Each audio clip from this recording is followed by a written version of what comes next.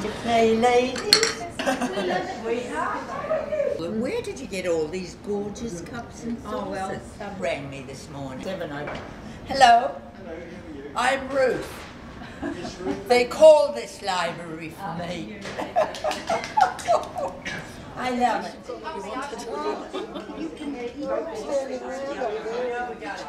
At 7:30 this morning, I had breakfast with the Prime Minister.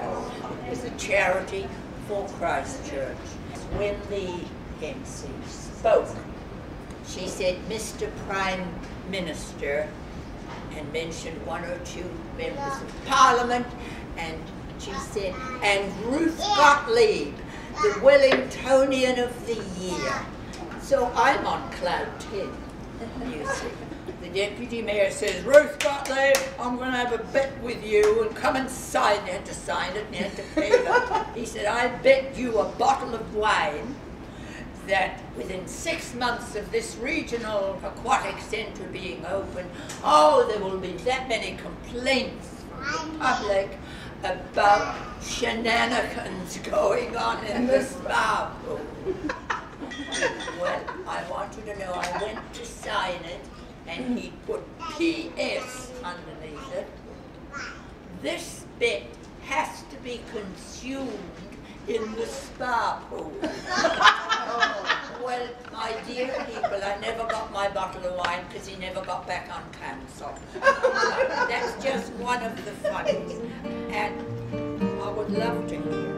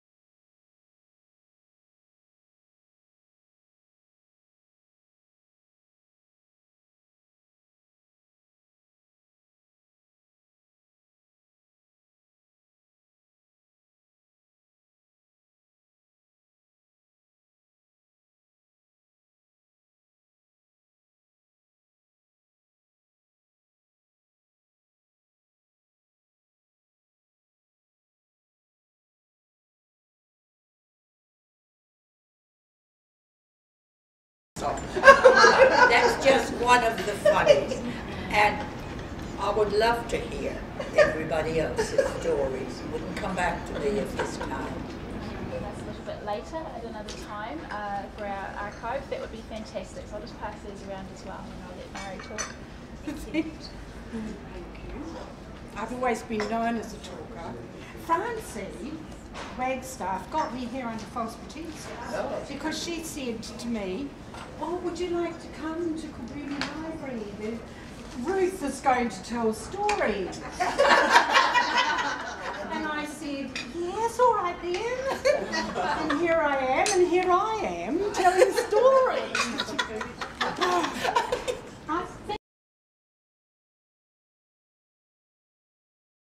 She took me to all the singing and dancing things, and Elizabeth Taylor and National Velvet. Oh, yeah. Wow. And I cried when the horse was hurt, and I cried and I shed a tear when Elizabeth Taylor died this morning.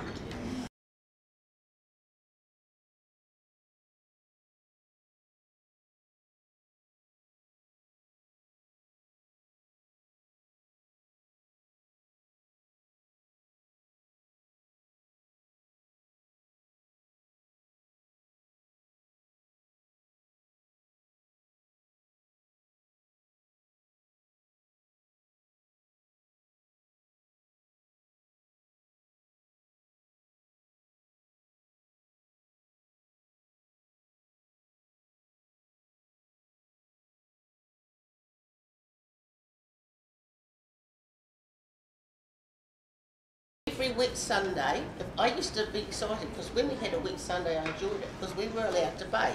My mother did everything there, and yo-yos or something like that. And years later I said to my mother, why were we only allowed to bake on Sunday? Well, she said, every Sunday if we're home and it's raining, somebody will turn up with their kids. So the baking's finished and we don't have an argument of who wants it during the week. So you're But I tell you where I went about 3 years ago, just before Otaki Bridge. On the left-hand side, you go down a side street, and I think it was the Apple Orchard, and it's got a house that's been relocated there.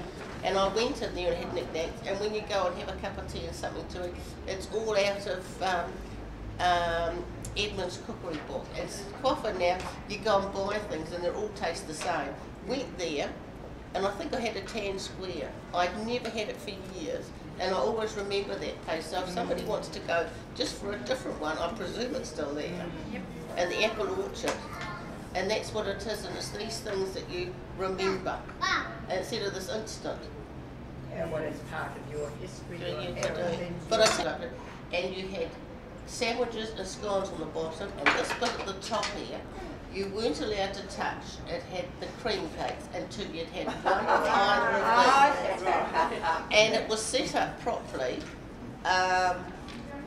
to do it, all that sort of thing. But talk about the change of it. We were never allowed anything that was processed. We weren't even allowed to use Tuesday cheese. If you want a piece of cheese, you have a proper piece of cheese. That's the broken cheese that are emulsified, and you don't eat them.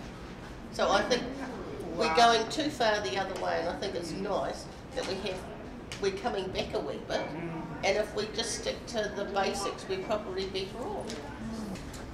Come on, let's hear from you. All right, we'll give you 5 minutes. Your turn. Now, where's Irene?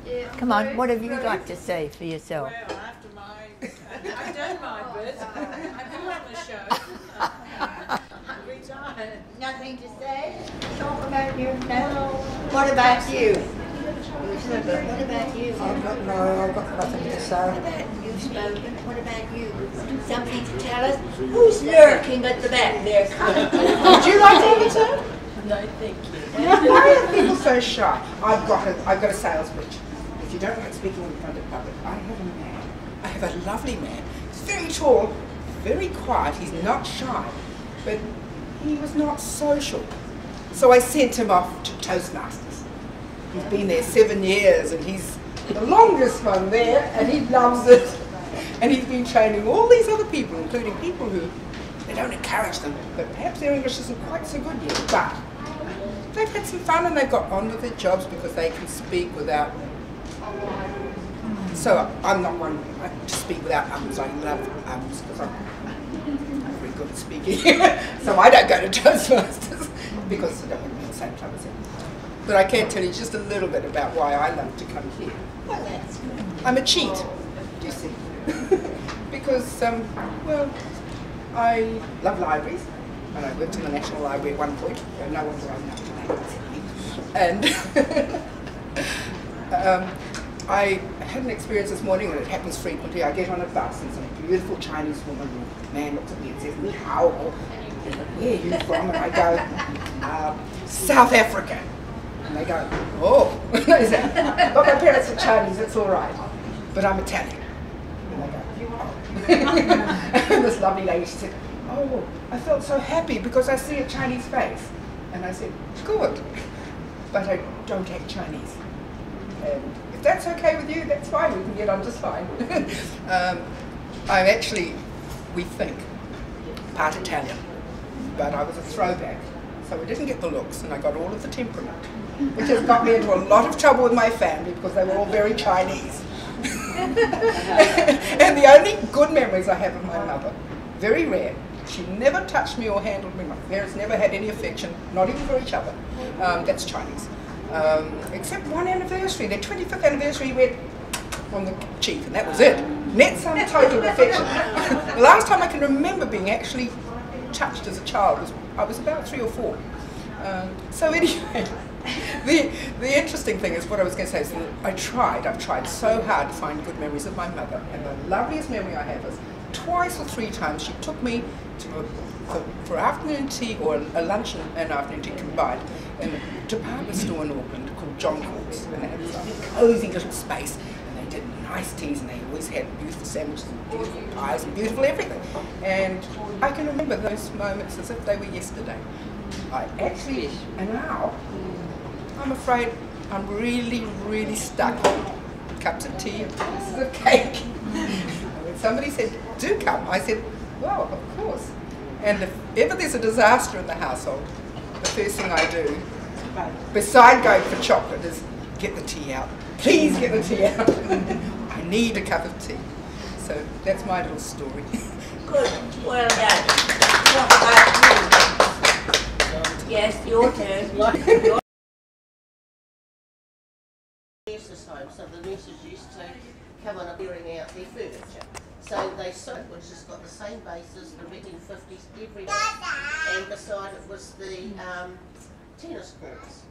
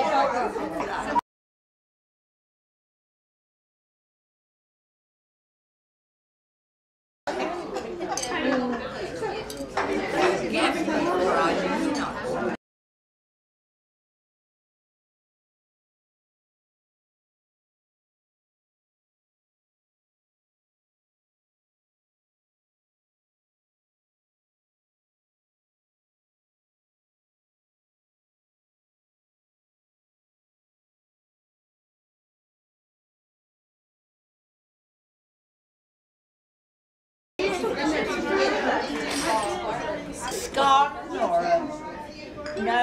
I have to say, Delicious. Would you like what can I give you? oh,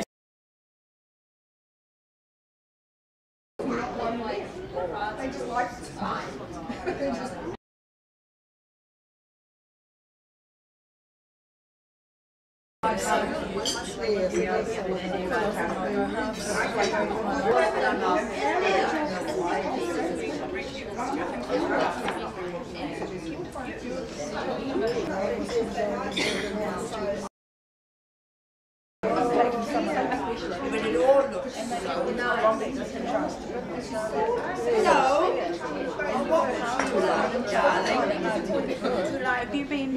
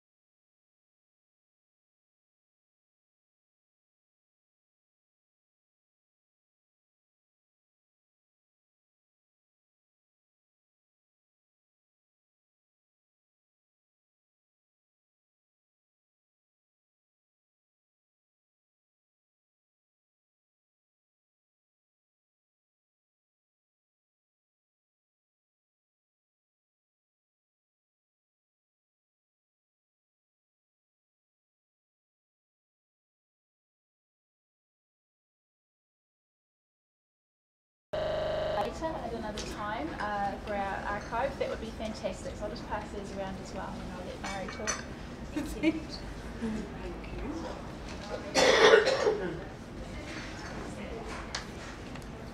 I've always been known